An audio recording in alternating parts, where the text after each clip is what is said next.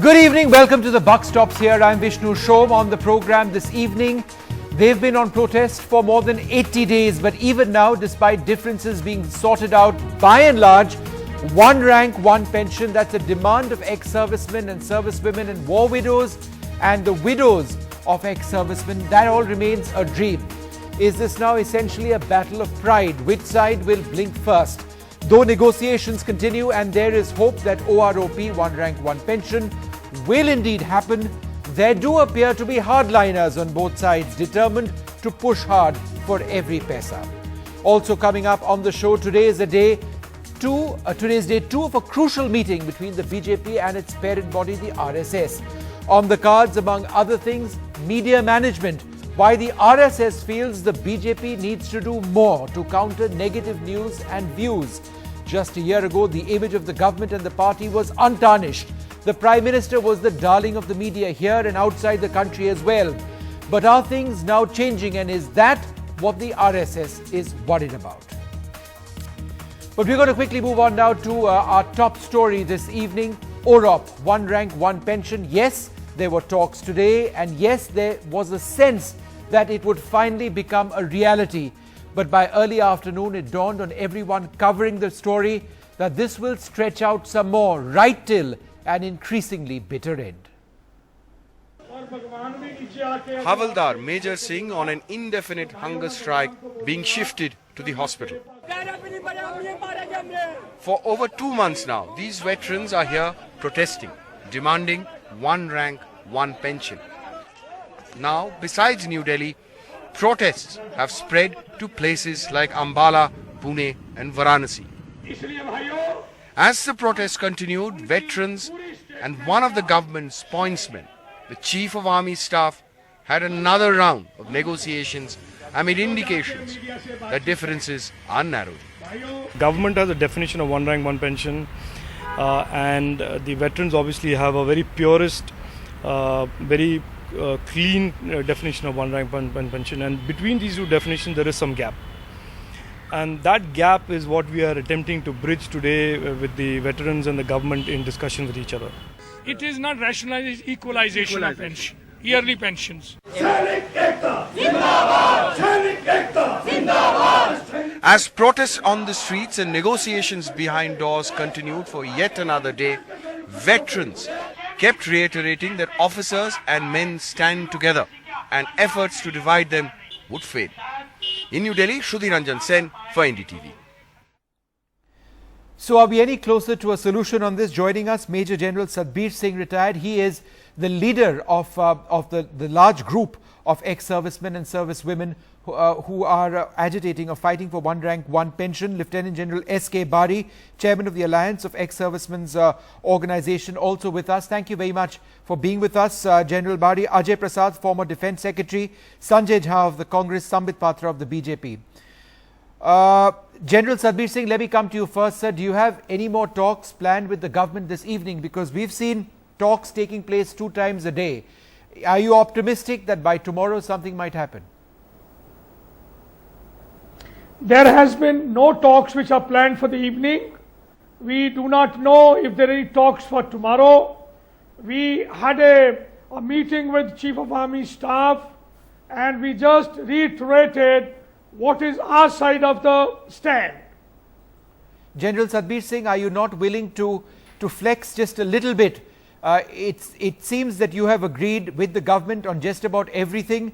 The issue is on revision of pensions. They want it once every 5 years. You want it once every year. You even said that you are willing to have it once every 2 years. Would you be willing to have it once every 3 years? No. Once in 5 years was never agreed to. It will not be one rank, one pension, because it will be one rank, 5 pensions. You see, even one rank, once in 2 years is also not correct. We wanting to get one rank, one pension as per the definition which has been approved. However, we were willing to go once in 2 years only to give a win situation to the government.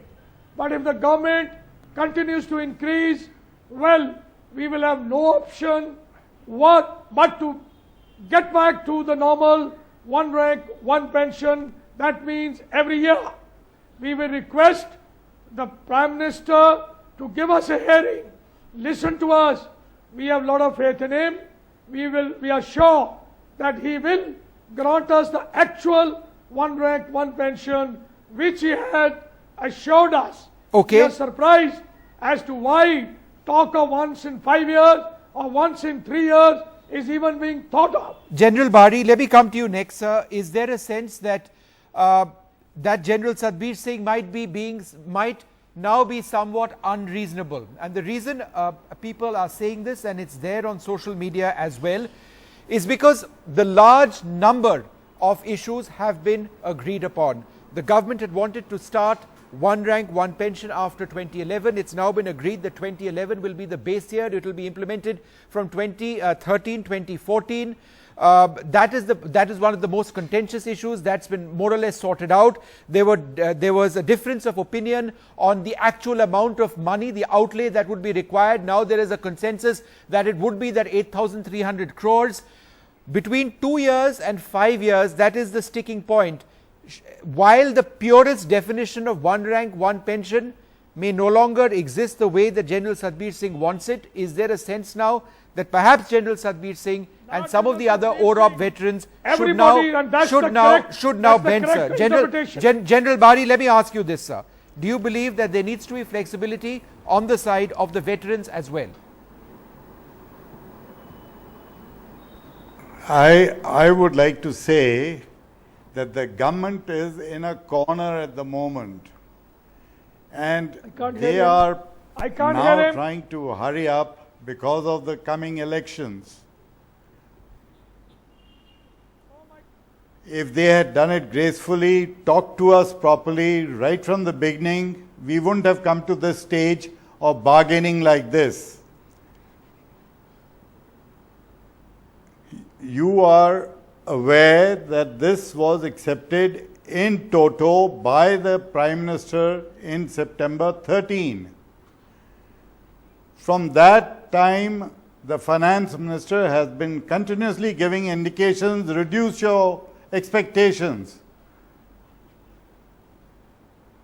Now that it has been clarified by the Defence Minister that it is 8,300, and the overall cost has been indicated by IESM this afternoon or this morning at 11 o'clock, that it costs just 80 crores per annum if you do it, and it's a click of a button that is required.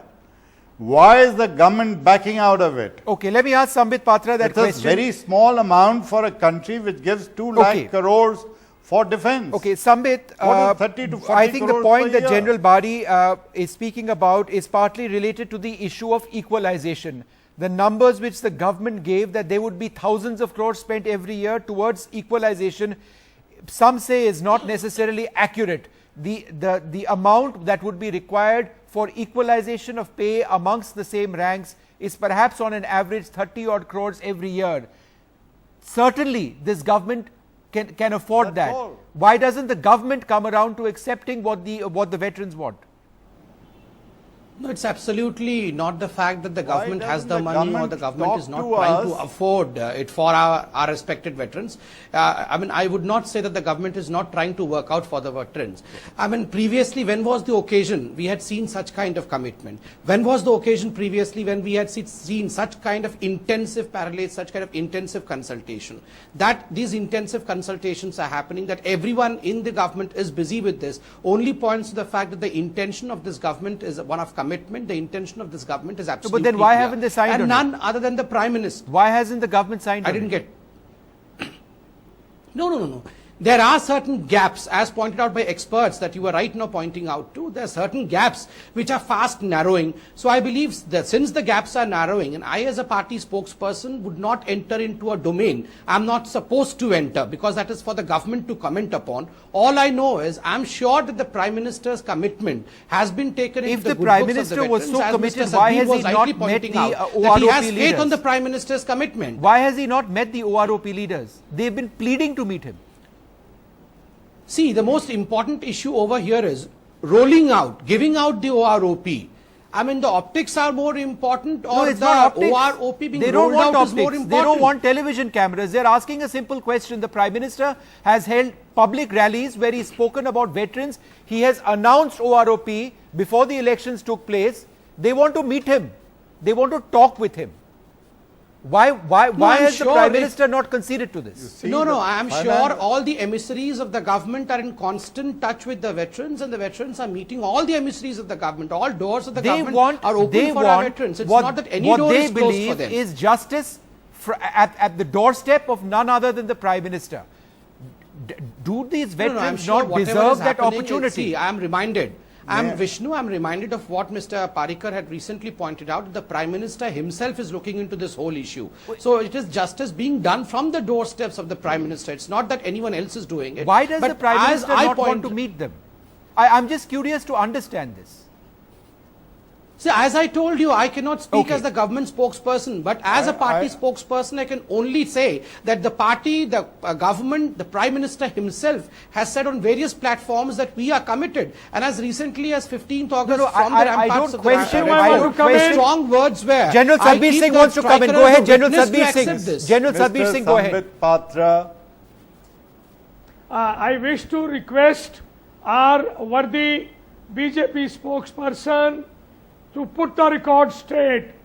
We have been told by the Defence Minister that he has completed all documents and the proposal duly approved was sent to the Finance Ministry on 17th of March, and thereafter 5 times with the query it has come back.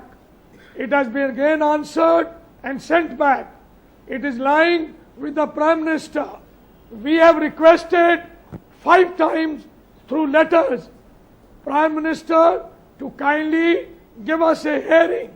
I am sure if the Prime Minister hears us, he will grant us the actual OROP, because he has been promising. What Mr. Patra is saying is incorrect. It is nowhere that they are doing the parlance. No, that finished 5 months back. Okay. Now it is lying with the PMO. Okay. Mr. Ajay Prasad, as a former Defence Secretary, if you, sir, were to go to Jantar Mantar, which is the center of all of these protests in New Delhi, the common refrain over there is that this is being halted by the bureaucracy. It is the bureaucracy which is responsible at various ministries of the government, whether it's the Defence Ministry or the Finance Ministry. And all of these veterans go back to the year 1973. That is when the pension amount that they used to receive in the third pay commission went down percentage-wise, and that of bureaucrats went up. They believe that from then onwards, there is this chasm which exists at so many levels, at the level of money, at the level of respect, at the level of red tape, between bureaucrats and the armed forces. And it is red tape and the bureaucracy trying to step ahead of the armed forces which is preventing this from happening. As a former bureaucrat yourself, sir, and as a former Defence Secretary, how would you respond? Let me put it this way, Mr. Soam. As far as the Ministry of Defence or its bureaucracy, as you are calling it, is concerned, they have done their exercise as far back as March 2015, and agreed proposal with the financial implications of 8,300 crores has been sent to the Ministry of Finance for its concurrence. Now, Ministry of Finance is fully within its rights to examine any proposal that any ministry says, and that's what it has done. But when you talk about bureaucracy thwarting it or preventing it from happening, let me tell you one thing. I don't see any bureaucrat having the necessary clout or the authority to overrule the Prime Minister's own commitment which he has made repeatedly. Now, the Prime Minister is committed to it. How can you assume a bureaucrat or a group of bureaucrats can stop this from happening? Okay. Now, The government has some issues with this. I have always been maintaining in other programs that the government must honor its commitment that it has given repeatedly. First, Mr. Prasad, I'm interrupting you there because General Bari has a point to make, and Sanjay Jha, I know you've been waiting. Just be patient with me for one more minute. General Bari, you disagreed over there with what Mr. Prasad is saying. Go ahead. Mr. Prasad, why is it that the services are always left behind in any canards are being spread against the services, the ex-servicemen, that they are greedy, that they are asking for money, they are very rich. Which IAS officer or IPS officer is not better off than us? And why is I don't think that is an issue which is germane to this debate at all. Are not being all the reforms are being thwarted by the bureaucrats. That why it is for the military? Why, when others are happening only for the military? Everything is going, documentation, checking, and figures are here and there. Sometime 1 year, 2 years, 5 years, 10 years. Why? Why should it be done? Okay, Sanjay Jha, do you believe that at this stage, and as this decision on OROP is delayed, it's a battle of egos at this level, at two levels? One, there are veterans who refuse to be flexible on this between 2 years, between 2 years and 5 years. They will not accept even 3 years at this stage. And the government, which refuses to come down to their level, perhaps trying to send the image that the image of the government cannot be hurt. They cannot be seen to be acceding to protests or out on the road. Is this what you see it's all about, Sanjay Jha? Now, Vishnu, in all honesty, let us all admit that the whole one rank, one pension issue has already been considerably delayed. Now, a belated decision was taken in 2013 by the UPA government, but thereafter it was absolutely mandatory frankly, for the Prime Minister to honor his commitment. Now, I'll give you two facts here. Mr. Arun Jaitley, as the Finance Minister, has presented two budgets. Now, if you look at the amount of 8,000 odd crores that is due as one rank, one pension, it is something for which the government could have easily made provisions. I mean, there are, budgetary provisions that can be made. Now, the second point, I'll give you one classic example, which actually is an eye-opener of where the priorities of this government are. Just 2 days ago, Mr. Jaitley took a decision. Within 3 months, he did a U-turn on minimum alternate tax on capital gains for foreign institutional investors. I want to tell to all the general and all the ex-servicemen that the amount that the government of Mr. Modi has foregone as revenue is 40,000 crores. 40,000 crores has been given away by the government as a benefit to FIIs because, they want to attract money in the stock markets. Now, you can't give 20% of that for your people in the Fauji's, for the war widows, for everybody, distinguished people on the panel. I think it's a monumental shame. Honestly, I'm going to tell you, even as a Congress spokesperson, I think we all need to agree that all political parties delayed the one rank, one pension. Having said that, it was announced by the UPA in 2013. Now, the fact that this government has, completely talks about clarity, definition of one rank, one pension, I think is absolutely shameful.